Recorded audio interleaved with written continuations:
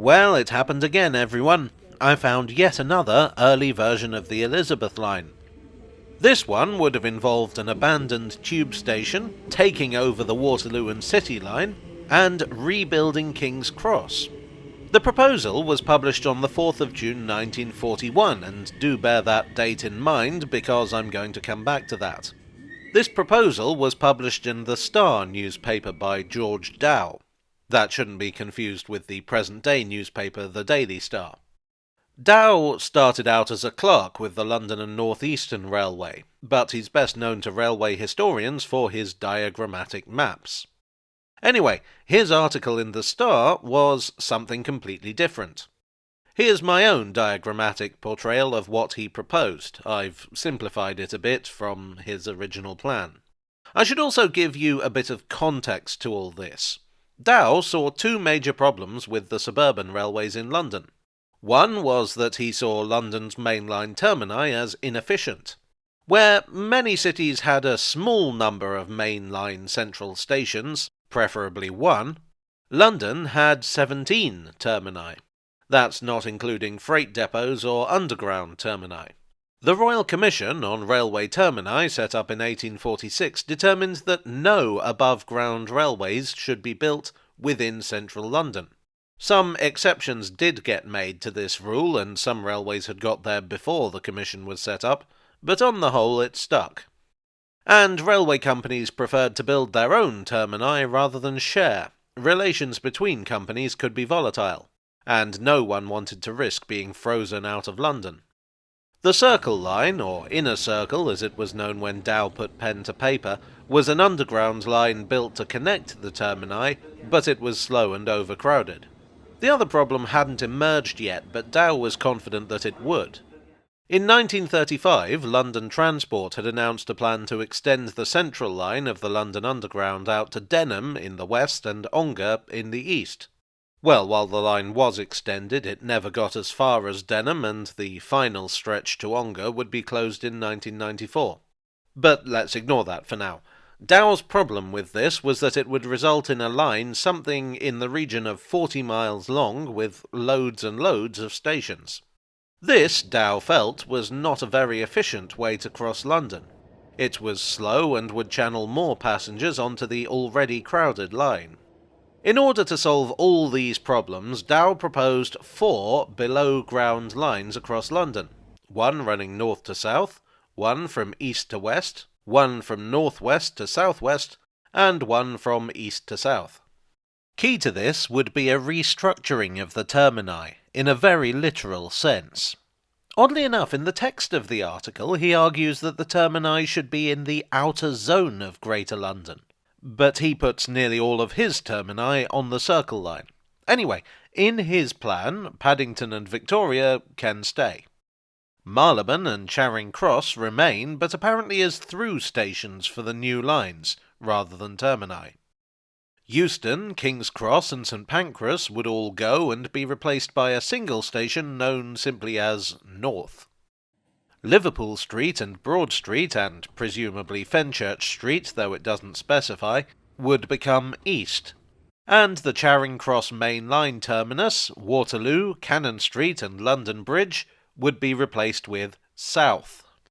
Now, I should also explain that there were 4 main-line railway companies in mainland Britain. The London and North Eastern Railway, or LNER, represented on this plan in light blue. The Great Western Railway, or GWR, represented on this plan in dark green. The London Midland and Scottish Railway, or LMS, represented in maroon. And the Southern Railway, represented in mid-green. The north to south line would have begun with the new North Station, which would be served by the LMS and the LNER's routes north, as well as the Underground, Metropolitan and Circle lines. At this time, the Hammersmith and City was part of the Metropolitan line. North is confusing. On the one hand, it has to be somewhere around King's Cross St Pancras, because it connects with the Piccadilly and Northern lines. But it also has to be near Euston because it connects with both Northern Line branches. The first stop would have been a new station, which on the plan is simply referred to as New Station. I would assume this is somewhere in Bloomsbury, but both the text and the original diagram are vague. To some extent it depends where north is supposed to be. New Station would have provided interchange with the east to west line. Then you'd have Tottenham Court Road, with interchange with the central and northern lines of the Underground. Next, Charing Cross, connecting with the District, Circle, Northern and Bakerloo lines. And finally south, which is served by the Southern Railway, with routes splaying off to the south-east and south-west. East to west is particularly interesting from a modern perspective because the key aspect is a tunnel between Paddington and Liverpool Street, which is exactly what the core section of the Elizabeth line is. Indeed, as far as I'm aware, this was the first time that this particular route had been proposed. It is, however, not exactly the same as the tunnel we got, as you will see. At Paddington, the mainline company is the GWR. There's interchange with the Bakerloo, Metropolitan, District and Circle lines. The only intermediate stop is the aforementioned New Station. Unlike the current Elizabeth line, this line bypasses Tottenham Court Road. It ends at East Station, changed there for the Central, Metropolitan and Circle lines. It would have been served by the LNER and the LMS North London Line route, which now avoids central London by curving onto the former East London Line at Shoreditch. The northwest to southwest line begins, curiously, at Lords. Lords was a Metropolitan line station that had closed in 1939, which was roughly here. St John's Wood Station, then on the Bakerloo line and now on the Jubilee line, was built to replace it. It's not clear whether Dow envisaged reopening the old station or building a completely new one. Either way, the LNER's Great Central route would come in here and plunge into a tunnel. It would pass under Marylebone, where it would connect with the Bakerloo. There would also be a spur off here connecting with the east to west line.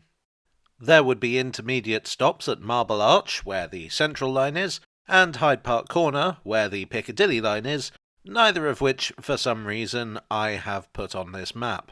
At Marble Arch there would be a spur north to Paddington. Finally, Victoria, change for the District and Circle lines. The Southern Railway would run into Victoria. Our last line is the East to South line, and this is very simple. It runs from East Station to South Station. The clue is in the name. What makes it interesting, and possibly impractical, is that Dow proposes taking over and enlarging the Waterloo and City line as part of this route, which in turn would seemingly place South Station at, or near, Waterloo. There are several other points Dow makes as part of this plan. One is that he suggests the reconstruction of central London for the better distribution of the population, as opposed to the construction of new towns outside of London, which is what actually happened. He also proposes restructuring London's suburban railways to feed into this new central system. Of course, the advantage Dow has in all this is that it's a thought exercise. He doesn't have to consider engineering difficulties, money, politics, or where the North Station actually is. I should emphasise that this scheme was not officially commissioned, and therefore it's hard to say how much influence it had over later developments. The need for new routes across London had been known about in the 1930s, and indeed, London Transport were already playing with the concept of express tube lines to relieve the Central, Northern and Bakerloo lines. So, how practical is all this? Well, the east to west line, of course, did happen, but it continues beyond Liverpool Street in the east and emerges at Stratford. It also goes a little south of this proposal, passing through Tottenham Court Road. The east to west tunnel has been a key part of just about every Crossrail proposal I've ever seen. The north to south line kind of did happen, but in two different forms. First, there was the Victoria line on the London Underground. Now, on the face of it, this may seem nothing like Dow's proposal, but it is a shortcut right across the Circle line, and it supplements suburban rail services in North and South London. So I think it counts. And secondly, perhaps more obviously, there was Thameslink.